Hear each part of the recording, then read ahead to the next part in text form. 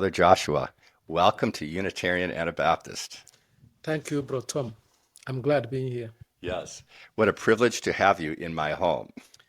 Thank you, and it's rather my privilege, yes, of coming to your home. Thanks for the acceptance. For some time we have been talking on phone, but it's amazing Yes, it that I'm is. right here in your house today. The Lord has provided for Amen, this. amen, Yes. amen, amen, amen. So I am very interested for the audience to know who Joshua Izugbara Yes, is. So could you begin sharing your life story from your early youth? You came from a very interesting place of the world, a very traumatized place. What was the context of your young world? yes, that's very interesting. I come from Abia State in of Nigeria. Abia State is one of the northeastern states of Nigeria. So I am an Igbo man. The Igbos are the third most populous tribe in Nigeria, and they constitute what we call the southeast region of Nigeria. We have about 5 states in the southeast region. These are all Igbos. Now, growing up, my early years had to do with the post-Civil War in Nigeria. I can only be conscious from the early 70s. You know, this was just soon after the war. There was a civil war that the Igbos, then called the Biafrans, fought with the fought with Nigeria, so to say. They wanted to secede. They wanted to leave the Nigerian nation to form their own nation.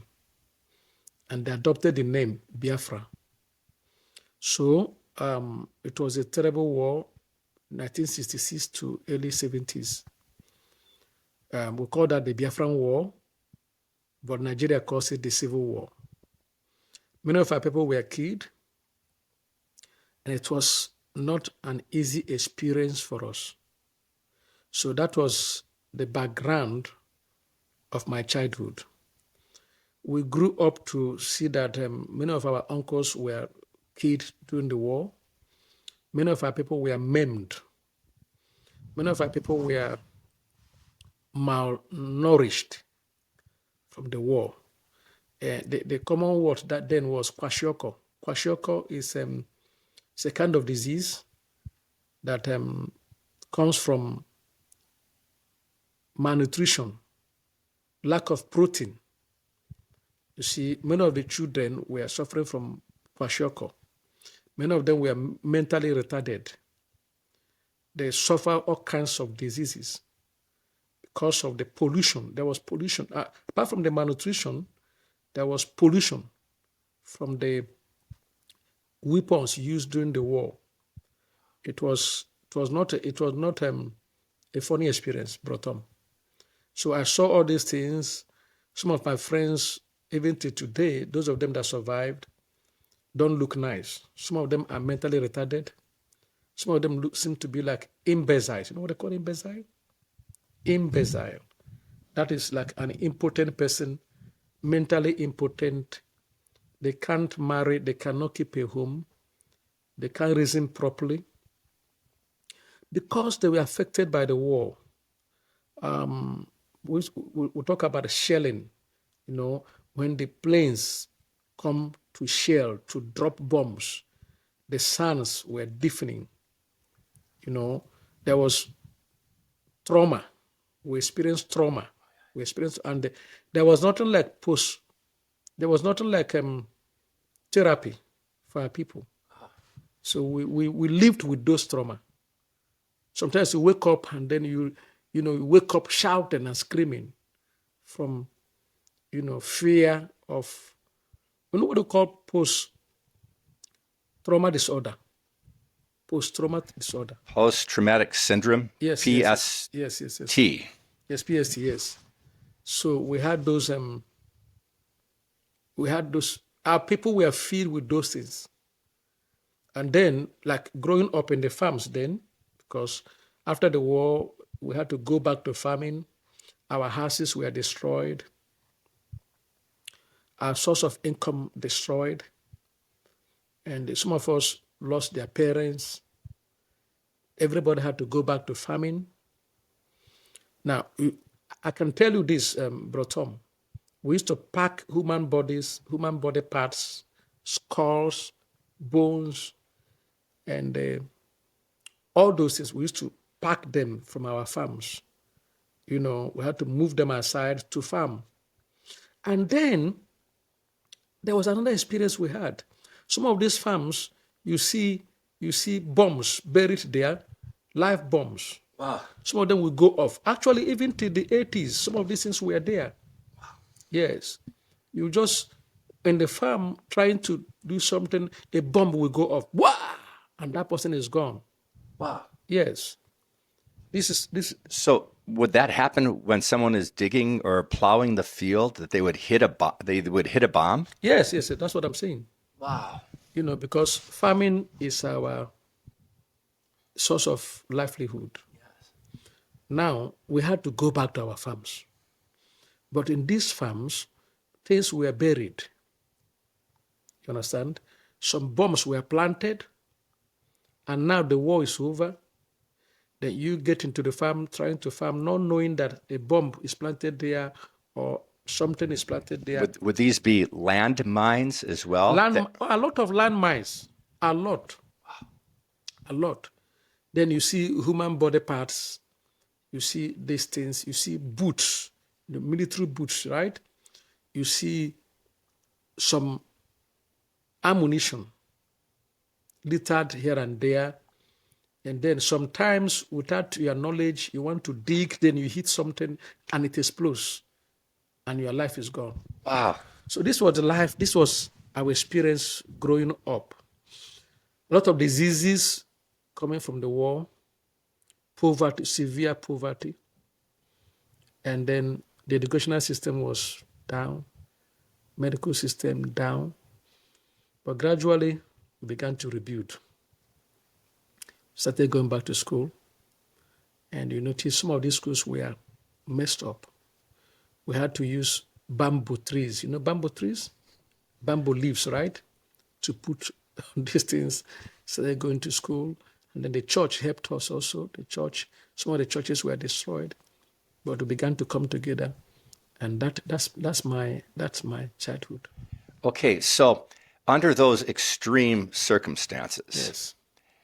what kind of sense of unity or collective purpose among these people were required to rebuild the lives of the community? Yes. Brother Tom, you don't know about the Igbos. The Igbos are very resilient. Yes. And they're very, very industrious. Now, if I may say this, I don't know who may hear me. Even the Nigerian government may hear what I'm saying. And everybody knows. Yes, even though the government declared no victor, no vanquish, that means that the Igbos were given the status of not being vanquished. They claimed that they wanted the Igbos integrated into the system. But the reality on ground is that the government did not actually, after some time, through the efforts of the United Nations and international agencies, they began to bring some foods to us. Yes. Like now, I can still remember some of the foods they brought in to help with the malnutrition that was on ground. Some proteinous meals, I can still remember some of them. These things were shared, and as young people, we enjoyed them. What can you describe what type of food was brought in by the United Nations? What was the source of protein that they brought to you? Yes, for instance, some of these things had to do with fish, blended fish, and then stockfish. Do you know stockfish? No. Stockfish is a sea animal. It is highly proteinous and has a high content of oil. So is this dry fish or Dry fish, yes, dry fish? dry fish. So they were blended, they were grounded. So it was powder. Yes, like powder, yes. Yes, we used to enjoy that then. Really? Yes. Those things help to beef up our immunity. Yes. Uh-huh. Those who were not able to access those things suffered a lot. So not everybody was able to assimilate that food, Not assimilate, to access. to access it. Yes. Not everyone had access to it, Exactly. but those that did have access to it Yes. received much benefit. Exactly. Exactly. So what do you do with dry fish powder? You mix it. With water? Yes, you mix it maybe in hot water, and then you eat it. So is it like a paste? Yes, you could turn to a paste. Yes, some of them. Some you take them in, you eat them like that because they were already prepared. Some were already reconstituted. Yes. So was it in a can form or Some of the food were in cans. Others were in packages. Others were packaged. so the ones in package would be dry? Dry, yes. Okay. They provided things like milk, Dry milk, powder milk? powdered milk. Yes, powdered milk. Okay. Yes, they did that. So those details made a tremendous difference Exactly. in the health and recovery of the people that were suffering from terrible malnutrition. Exactly. Okay. Then the government did not actually reintegrate the Igbos, even though they said so. Do you understand? Yes. Yes. Now, what happened was that, you see, the Igbos are resilient. They're very industrious. They began to work. They began to work. They began to rebuild. And the whole thing brought us together. You know, the Igbos got united then, and actually the government did some things, like 1979, there was election, and I can still remember the excitement because some Igbos were campaigning for presidency. There was vibrancy. Do you understand? There was vibrancy. I can still remember. Then things were shared. The parties brought in things, foodstuff, a lot of foodstuff were shared. A lot of food stuff. Foodstuff, yes. Like rice, like meat. Meat. Yes. What a luxury. Yes. So they were sharing these things. There was excitement, and we enjoyed it. Yes, but at the end of the day, they wouldn't give an Igbo man the presidency. Do you understand me? I understand. They only gave us the vice president. Yes, so, but the vice president is like virtually impotent. Figurehead. He cannot do anything. You understand? Yeah. And ever since, it's been like that. And since then, we have not had another Igbo vice president. Okay. And we have never had an Igbo president. And we have never had an Igbo man occupying a major ministerial position. They only give us something like Minister of Information. Okay. So we'll be talking. talking. Do you understand? Yes. Now, back to this. But the Igbo man is very industrious. We went back to school. We are highly educated people. We have our own system of, we have what we call the apprenticeship system. Apprenticeship. You know what I mean? Yeah. Yes, I know what apprenticeship is. Yes. That is what the Igbos are known for. So what kind of apprenticeships are you talking about? Now, if you are not going to go to school, you have to learn a trade. Okay. Yes. That Jewish practice of having a trade, Now, our people are traders. Our people are into commercial activities. If your child is not going to school, you have to send him to learn the trade from an established trader or business person or entrepreneur.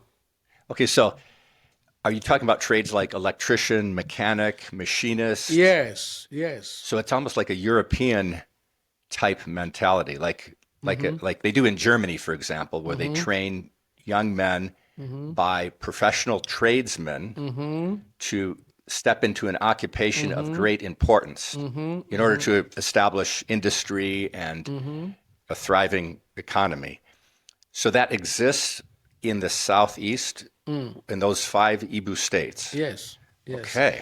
If you're into making shoes, if you're into fixing cars, if you're into selling textile material, um, people bring their children to you to learn from you. Okay. They'll stay with you for about 3 or 4 years. Then you establish them. Wow. That's the system we have in the southeast. But if the person is going to go to school, he can go to school and then come out with a certificate. So this is how we began to rebuild ourselves and then form that coalition. Okay. So is there a thriving economy, thriving industry in the southeast? Yes, the Southeasterners are independent minded. The Northerners are never independent. They depend on, if you have money, you have many people depending on you. I see. And then they literally worship you. Okay. But it's not so in Igbo land. I see. So, so it almost reminds me in the north, the system in the north reminds me kind of the model of the Roman city state, where the population had to go every morning to their patron and get the money they needed for the day to supply them with the food they need, and they would always be going back, and this kind of honorific, Yes, yes, yes. relationship. So to be independently postured, to be able to make a living on your own, to be industrious, to produce with your hands. This is something that is kind of inherent in the Igbo Culture. territories. Yes, that is it. That is Okay. it. The Igbo man is seen to be proud. He's seen to be proud. Yes, because it's not going to bow to you. Okay. And if you say something, he will say, "You are not feeding me." Ah, okay. So the Igbo man has his own mind. I see. He's not going to, in Igbo land, see, in the north, you cannot shake your elder. You cannot shake hands with your elder. No, you bow. Oh, You okay. understand? Yes. In the west, you don't even stop at bowing. You lie down. Really? You prostrate yourself. Prostrate, yes. That is the culture in the west. The north is like that. You have to you respect your elders in the north. So it's almost like worshiping. That is it. You worship You worship your leaders your leaders. in the north Okay.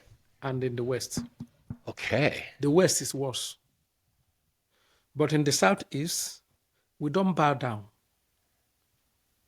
You stand there and you greet. You might call them sir, though, Yes, yes, yes. Of Okay. course, we do that. with respect. Even your dad, Even your father you call sir. yes, you can call him sir. That is normal. Okay.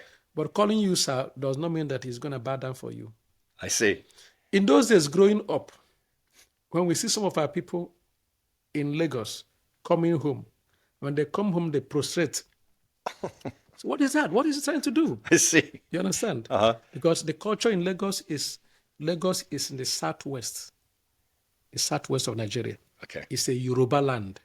So that's their culture. I see. Our people don't, you stand and talk to your dad. I see. You don't do that in the other cultures. Oh, So you have to fight to be independent, to take care of yourself, take care of your family. Now, the government began to help the Northerners instead of helping the Igbos. And I dare say that everybody knows what I'm saying. The Northerners are not ready to go to school. They depend on the government. Do you understand what So I'm is it saying? a welfare state in the North? We don't use the word welfare, but that is actually what is obtainable. Okay. They are not educated. They are not ready to go to school. They are not ready to go to school. So they depend on whatever the government gives to them. I see. They're dependent. Even when we're in school, in the university, they had almost all those states from the north had what we call bursary. Bursary. I don't know whatever. Bursary. Bursary. That's what they used to call it then. I'm not familiar with that term. Yes, that's what they used to call it then. Whatever that means. But their states were helping them, helping the students. They gave them some welfare, gave them some cash. But our own state never did that. Okay. So in other words, in the northern states, they have to encourage Them people to go to school Yes. by actually paying them Yes. and supporting them to do so. So it's an incentive for young men and women Yes. to get educated. Yes. They wouldn't do this on their own. No. Nothing like that in the Southeast. But the Southeast requires you to make your own way. You have to fight. Okay. Your parents have to fight for you to go to school. There were a lot of things done then. For instance, also, they came up with this issue of quota system. Quota system. Quota. Yes. Okay. Now, if you are from the north, you have greater opportunity to get into the universities around the north. But the population of the universities in the south or southeast cannot accommodate the number of students from the north, from the southeast. You understand? The students are looking for universities to take them in, and there is no space for them. But the northerners don't want to go to school. So if you say that the number of points required for you to get admission is 200 points, no person from the north will get up to 150. Huh. But the Igbos and the Southwesterners will get up to 300. Really? Yes, and you will not admit them. Because they don't make the quota. Yes, because they are not from that region. Yeah. Yes. Do you understand what I'm saying now? The number of spaces given to them is already filled up. So are the spaces given to the Southerners less than the Northerners? Yes, in those schools in the north. Okay. You understand what I'm saying? So you have to allow students with low grades to come in. I see. You understand? Yes. These things were being done to help the north, but I think that they actually helped to undo the north. Yes. You understand? Yes, because they don't have to work so hard. They have to work so hard, and there's no competition. Yes. But the Southeasterners have to work very hard to meet up. Okay. You understand? So that's very interesting that you laid out the context of the, I don't know what you call it, the regional differences in Nigeria. Now, I think it's important to speak to the religious traditions that are in the north and in the south to give us an idea how the faith traditions relate to this, the different mindsets, the difference in mindset between the north and the south. Can you speak to that? What religion is primarily predominant in the north, and which religion or religions are predominant in the south?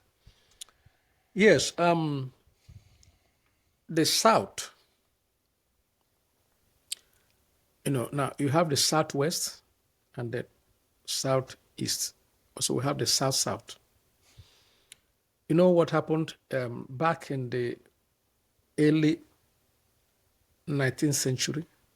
That's about Slavery, the slave trade, no. or That's about 1800 and something. The late 1800s? No, early 1800s. Early 1800s. What Yes. happened in the early 1800s? The jihadists, the Muslim jihadists, invaded the north. You understand? They invaded the north. Where did they come from? They came from the northern Africa. Okay. They came from northern Africa into the northern Nigeria. That was before the amalgamation. The British amalgamated Nigeria, the different regions. They brought them together. So these people came from the north through Sokoto, and they began conquering the northerners, and then imposing on them their religion, Okay. Islam. Do you understand? Yes. So they were fighting. That, by the way, this is an interesting part of the whole thing. They were fighting and conquering, coming towards the south. Their plan was to dip the Quran in the Atlantic Ocean. To plant the Quran? Yes. In the Atlantic Ocean. Yes. So they were to conquer from the north to the south. So they wanted to go along the coast from Nigeria all the way down to the tip of Africa? Yes. Along the Atlantic Ocean. Yes. But by the way, the base of Nigeria is the Atlantic Ocean. Lagos and Port Harcourt is shares boundary with the Atlantic Ocean. Okay. So their plan was to come from the north.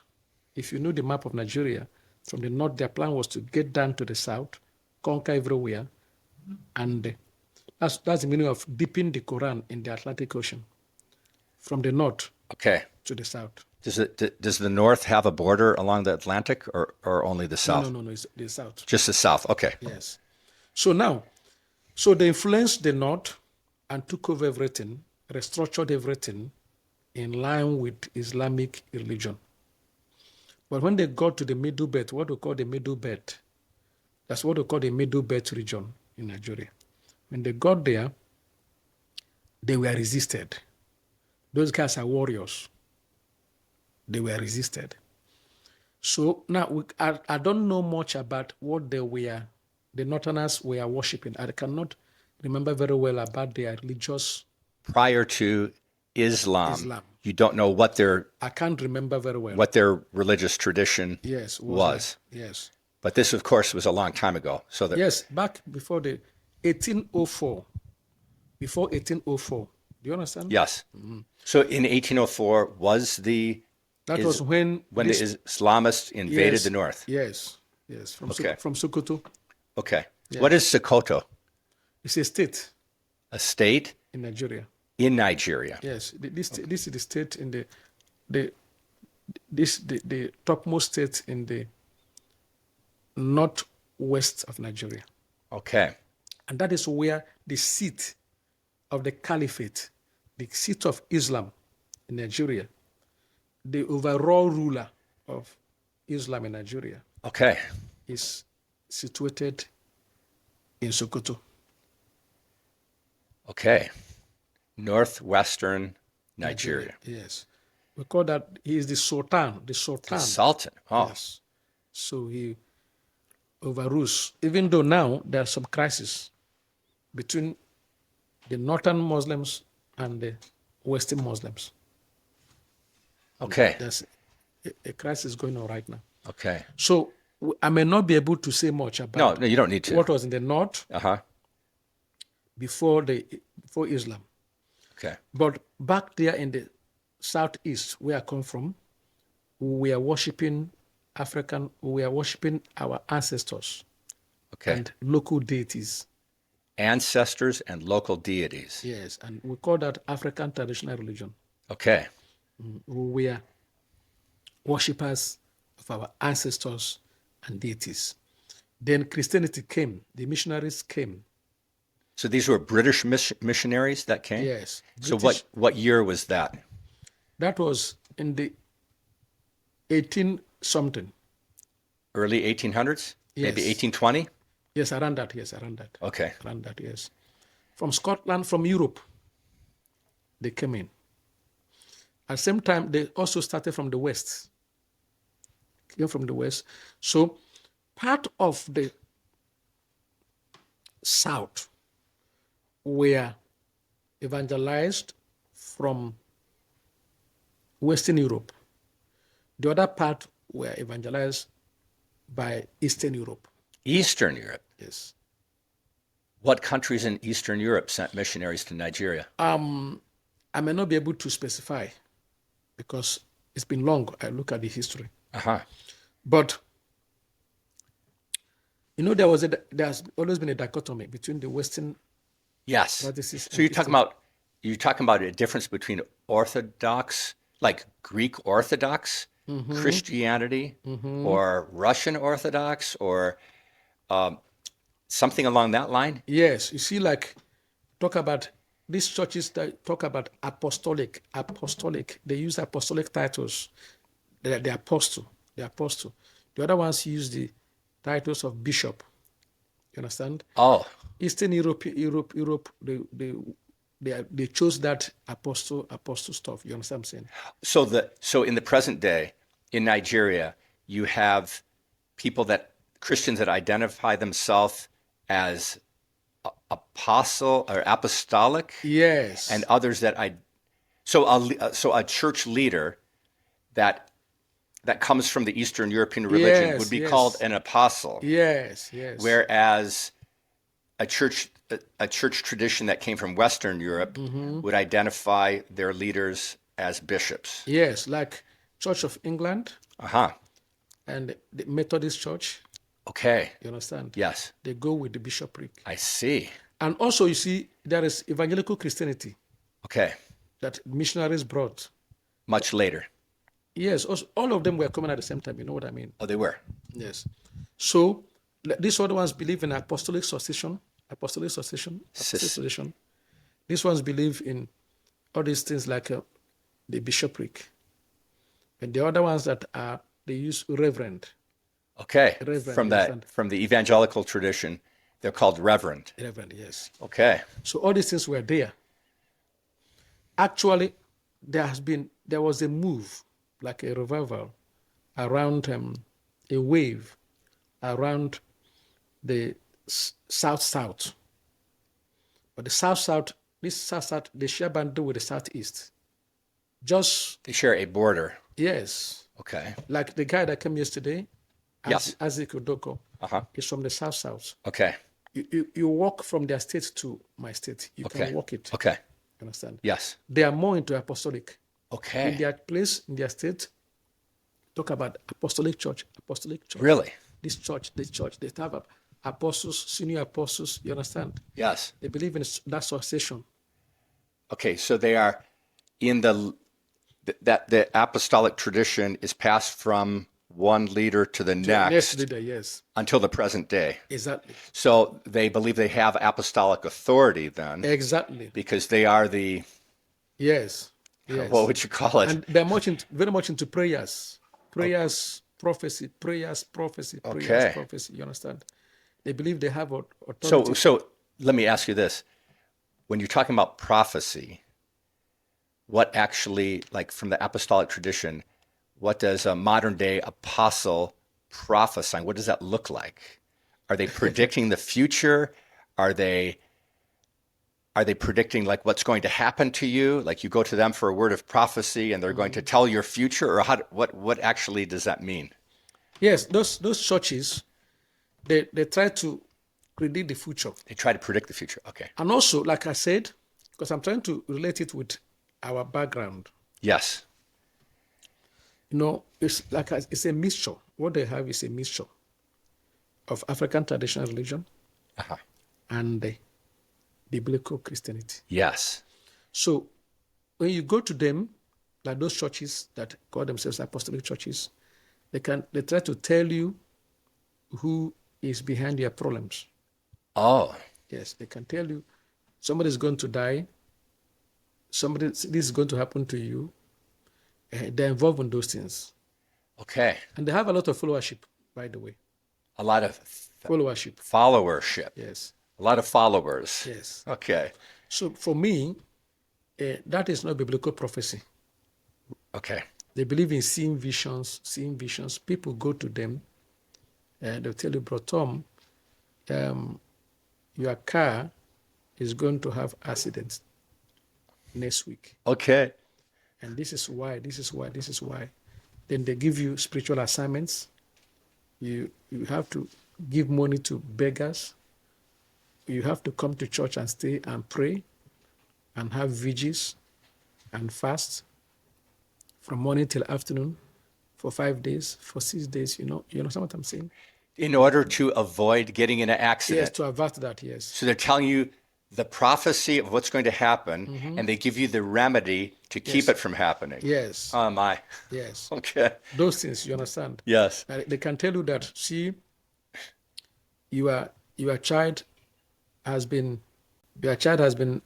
attacked by witches and wizards, and that's why your child has problem. Okay. And then they tell you that you need to get into prayers and fasting for that to be undone. I see. Wow. That's the kind of prophecy they're into. Okay. So, But they can't really teach the word. okay. For me, we just call them prayer houses. Prayer houses. Okay. Yes. So basically, it sounds like that type of faith tradition is allowing people to kind of get through this life. That is it. Okay. To try to avoid as That much is it. difficulty as possible. Exactly. Okay. Exactly. Okay. It's need-oriented. Need oriented. Yes. Okay. Need-oriented. So, but for me, from my father comes from an evangelical background. All these things were there.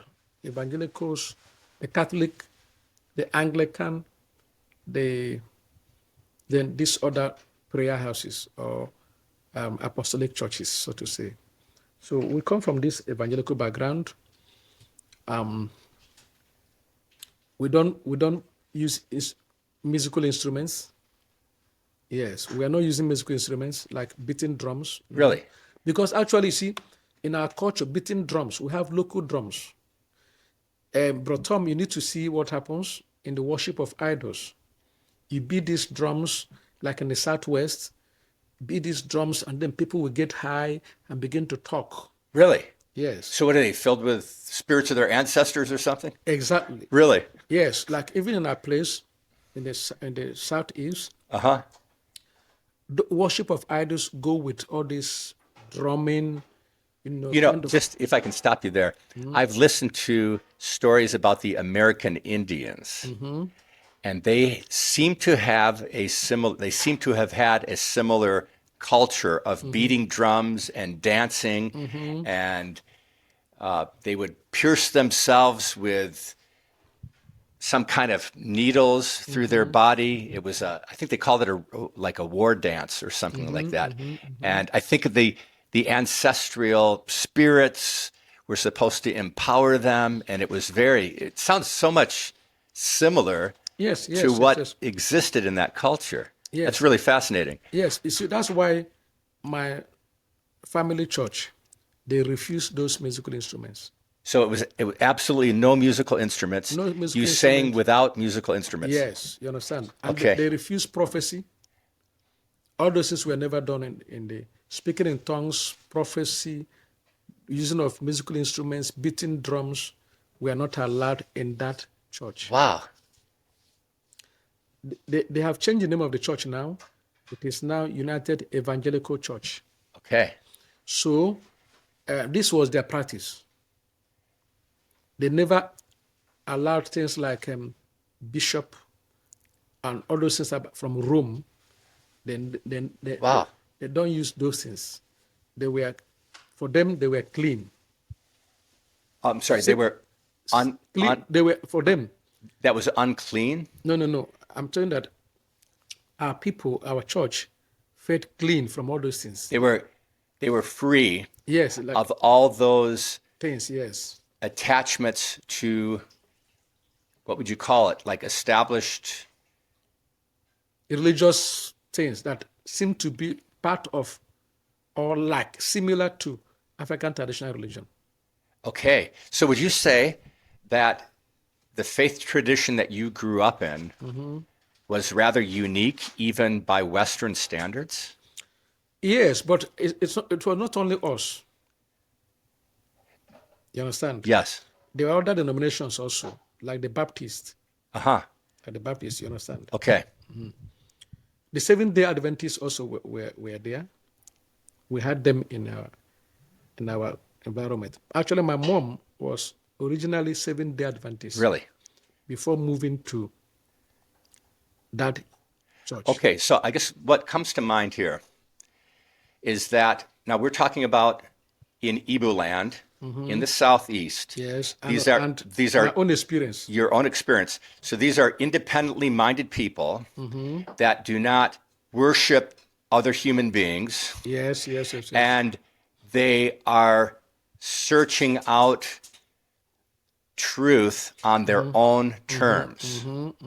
So that's something I think rather interesting and unique about this culture that you come from, that you are not just ready to accept something that is handed down from you by Europeans or Americans, but you have actually a culture of seeking truth and establishing it on your own terms. Yes, but even though I was not aware of that. No, of course not, as a child. Yes, I Yes. was not aware of that, you understand? But this is what I discovered later. Okay. So I think this is a very important aspect of your upbringing. Yes, it is. So you are actually not afraid to challenge the status quo of religion. Certainly. Okay. Certainly. Let me before I forget, can I say some things about Absolutely. you see, like we're talking about the drumming.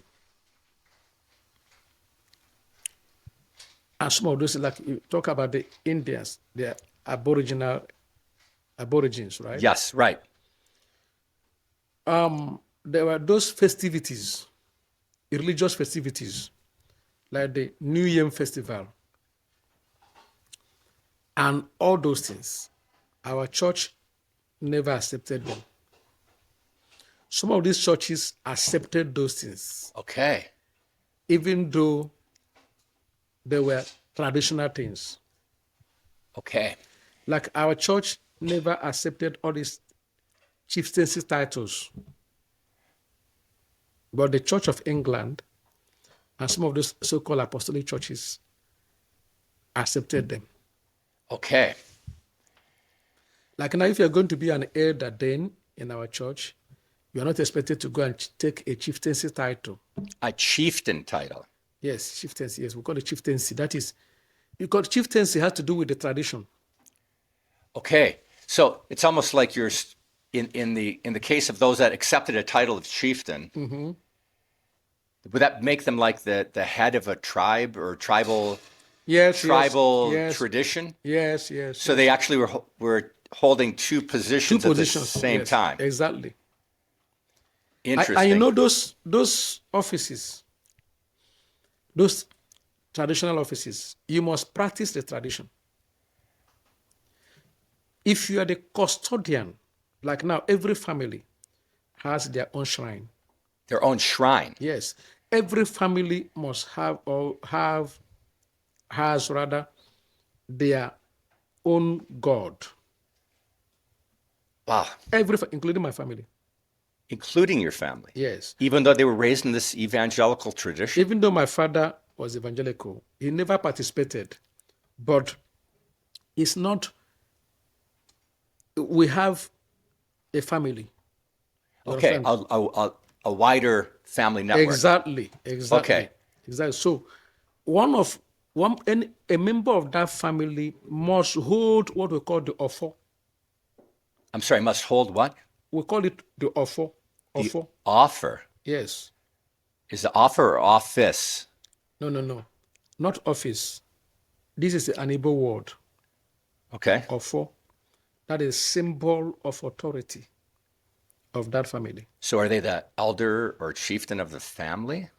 Yes, the oldest person. The oldest person. Holds it. So would that be called elder? The elder, yes. So every family has its own elder. Has its own elder. And he is protecting the family tradition. That is it. And so does this has to do with the worship or influence of dead ancestors in that family? Exactly. Okay. The ofo is specially prepared. This is interesting. I don't know. It is very interesting. I don't know. Now, the ofo is specially prepared, and then it's made up of maybe the bones of dead people. Oh, it is actually a container that possesses the relics Good. of ancestors. Good. Relics of ancestors and other things. Wow. And it's a symbol of power. Oh, It has to be kept in the custody of one of the elders. Now, in our own church then, you couldn't be holding that and still be an elder in the church. I see. Do you understand? Okay. If you are practicing that and you still choose to be a church member, you will not be a communicant. You won't be allowed to participate in the communion. You would not be able to take communion Yes. if you are would you say author? If you are practicing Okay. the traditions. Okay, even if you are believing in those traditions or If you are practicing them, okay, so what does it mean to practice those traditions? because one, like what we call the New Yam Festival, New Yam. Yes. At a particular time in the year, there had to be a New Yam Festival when they eat the new yam. When they eat New yam, do you know yam? the new lamb? No. No, do you know yam? Yam. Okay, No yam, right? a yam would be a sweet potato, like a Something like sweet potato, something like potato. okay. But it's a bigger species. Is it like, cassava? Like we call that, no, cassava is a different thing. We farm cassava. Cassava is a root vegetable, Yes. but that's not a yam. That's not a yam. Okay. We farm both. Okay. We live on cassavas. That's your staple food. That's our staple food. Okay. And the yam also is also another staple food. And that's a big sweet potato. Yes, call it big sweet potato. How big are they? Show it by your hands. Yes, some of them can be as big as my hand. Is that right? Big as your arm? Yes, can be. Some of them can be like that, depending on the species. Wow. Bigger also. Really? Yes, you know what I mean by that. Bigger. So bigger in diameter. Yes, bigger in diameter. So what do they weigh? I've never measured them. 20 kilograms? No, 20 kilograms is big. It's much. It's much. 10 kilograms. Maybe no. You don't have to be up to that. Maybe 5. 5 kilograms. Some big ones can be up to 3, 4, 5 kg. That's 12 pounds. Yes. Okay. Yes. So something like that. You understand? Okay.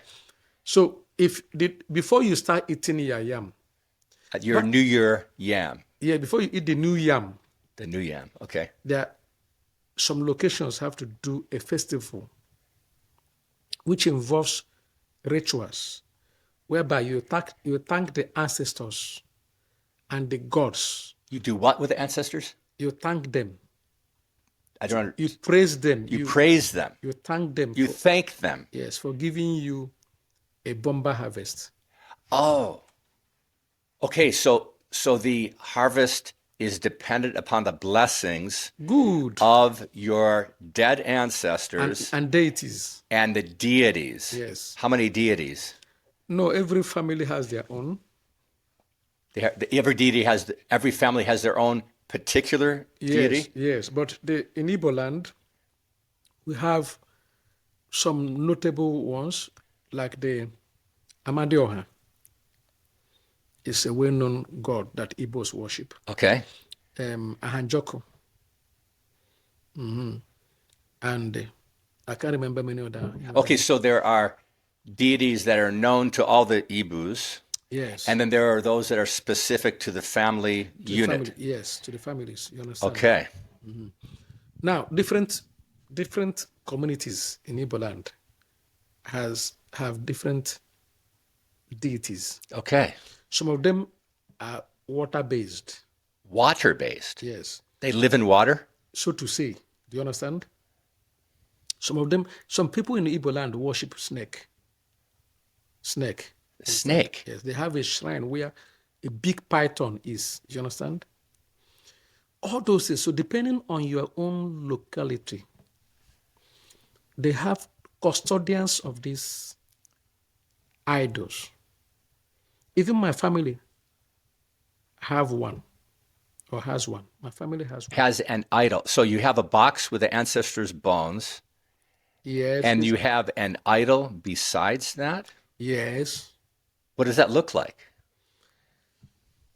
Just things carved from wood. A wood carving Yes, and some or from mud. You know mud? from mud. Mud, yes. So it's clay, a clay Yes, idol? like clay from So it would clay, be yes. baked, a baked clay idol? Some. But my family, what I know is that they had this wooden something Uh-huh. with things tied around it. With what around it? Some things tied Tied to it, around right? it. Okay. And they contain some bones, Oh, yes, of some ancestors. You understand? so it's hollowed in the middle. You don't have to open it to check. I don't know how. Okay. I don't know. Okay. But it's not that big. Okay. So if what I'm saying that in our church, then the evangelical church where I grew up, Uh-huh. if you're into those practices, you will not be allowed to be. You will not be baptized, and you will not be allowed to participate in the communion. Okay. Even then, if you are married to two wives, married to more than one wife, you will not be baptized. You will not be allowed to participate in the communion. Okay. And so my father was never involved in all those things. We were not involved. Okay, so you were raised separate from the African traditional religious practices. Yes, for me. For you. Yes, because Yes. of my father. Okay. I was not the only person. There were other families also like that. Particularly if you're in that church and one or two other churches like that, you will not participate in the traditional practices. How many churches were they? Very few in number that held to this faith tradition that you were raised in? Yes, like I know, even the Seventh-day Adventists, they were not into those things. I see. Yes, Okay. they were not into those things. Then like the Baptists, they were not into those things. Okay. This church I'm talking about now is presently called United Evangelical Church. Okay. They were never into those things. Then another church again is Church of Christ. Oh, We had Church of Christ. Then they were not into those things. okay. But the Anglicans could combine everything. Really? Wow. the Catholics. Actually, in my village, we never had a Catholic church in my village. Okay. We only heard, myself growing up, we only heard about the Catholic Church. Okay. Catholic Church. Catholic Wow. Church. Interesting. But we never had them in my village. The most prolific church in the world, Yes. and you only heard rumors of this. Yes. In my village. Okay. Yes. Honestly speaking, I never went into a Catholic church until I left the village. Okay. All right. So you were raised in this village. When was the first time you went outside of your village? Maybe 1980, 1987. So you were 17 years old? Yes. And what was the purpose of you leaving your village? Yeah, my dad asked me to go and stay with my uncle or his cousin, Okay. who was living in the north Oh, really? for the purpose of school. Oh, did you go to university at the time? Yes. Okay, so you left your village. So when you were living in your village, were you very naive? Were you very unaware of what happened outside of the village? Like was this your entire world almost? For me, it was my entire world. Your entire world? Yes. Though from time to time, because Aba is our town. Aba is a city. And it's not far from us. Actually, our elders used to walk with their legs from our village to Aba. Is that the industrial city that you told me about? Yes. Okay, They used to walk from my village to that place. really? Yes. So what's the distance? like I said, now you can drive it. If the roads were good, in 10 minutes time, Okay. you are in Aba City, You are where? in the city, In the city. city center. So it's probably 7 miles, maybe? Maybe 7 miles, yes. Okay. Yes. But now, because the roads are bad from the village, it takes you some time. Okay. You understand me? Yes. Maybe like 20 minutes or so. Okay. Yes. So, You could probably walk it in half an hour then. yes, now, yes, you can walk in like half an hour now. Okay. Yes, Okay. yes. So now my, Or maybe an hour. but when you when you get into the city, Uh-huh. it can take you hours to get to the other part of the city. Do you understand what I'm saying? Really? Yes, it's just the part of the city close to us Okay. is Okay. what you can access in 30 minutes time or an hour Okay. of walking. Okay. But the city is big, you know what I mean? But once you're in the city, you can take a bus somewhere? Of course, you Okay. can take a bus from one part to the other Okay. and other. So sometimes my father used to take us to the city. Like in those days, he would take us to look at the museum. Oh. Okay. And then he built a house at the outskirts of the city. Oh, on the outskirts. Yes, so I used to follow him to go to the house, while we were building the house. And that's the much I knew about Okay. the city then. Okay. You know what I'm saying? Yes. But my mom used to sell in the city, so sometimes we follow her to the market. She used to sell her. So what did she sell in the She city? said textile materials, textile. Textile. Yes, materials. Did she weave textile material? No. Already made textile materials Okay. She would receive the goods in. and sell them. And She had a shop Oh. where people come to buy. Okay. Yes. So you were not completely unfamiliar with the outside world. You were exposed to city life, buying and selling, Yes, but not deeply. not deeply. Okay. Okay, so you left your village when you were 17 years old to go to school Yes, in the north. in the north. What city did you go to? It's called Jos. G-O-S. J-O-S, rather. Jos. Okay, Yes. Jos.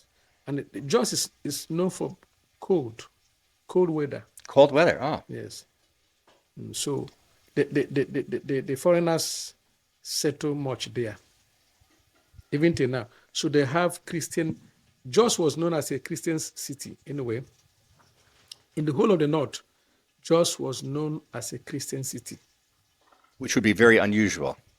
Yes, because the whites settled there. They have some of the evangelical churches there, Oh. headquartered there, like the Evangelical Church of West Africa have their headquarters there. Okay. And even till now, So the infrastructure of that city was established by white Europeans. yes, yes, Were they British? to a great extent.